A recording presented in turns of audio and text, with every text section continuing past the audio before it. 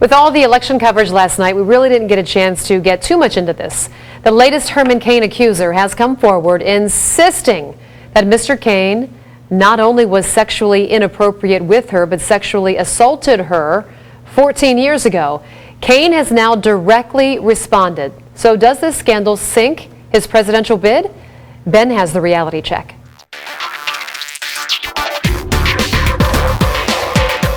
Republican presidential candidate Herman Cain denies the claims made by Sharon Bialek, and the accusations are very serious. Bialek says 14 years ago she was fired from the National Restaurant Association, so she decided to go on her own dime to Washington, D.C. and meet with Mr. Cain, who at the time was the president of the Restaurant Association.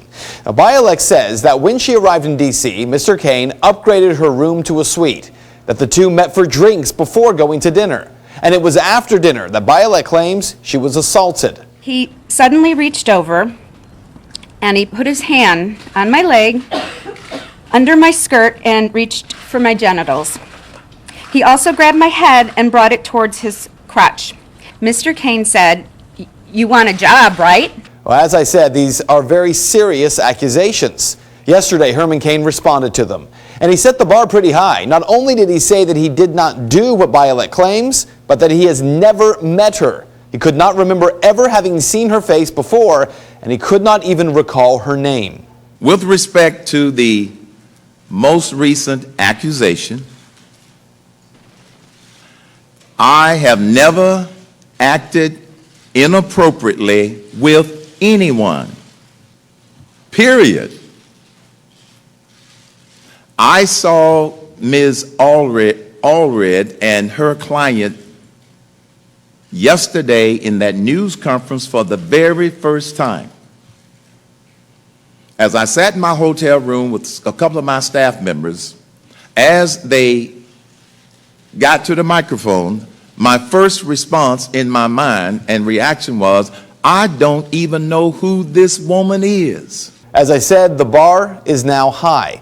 While Bialek and her attorney Gloria Allred are traveling the country on a media tour, people who know Bialek well say they didn't know anything about this. In fact, her current fiancé says she did not tell him about her history with the former Godfather's Pizza CEO until Friday night, when she told him that she was going to New York for the news conference. And the media already looking into Bialek's past, which is riddled with bankruptcy filings and financial problems. But how much of that is really part of the story?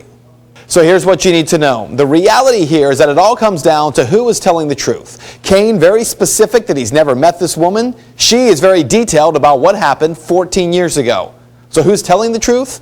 Well, guaranteed, there are right now reporters looking for hotel records from 14 years ago. Did Sharon Bialek stay in the same hotel with Herman Cain on the same weekend?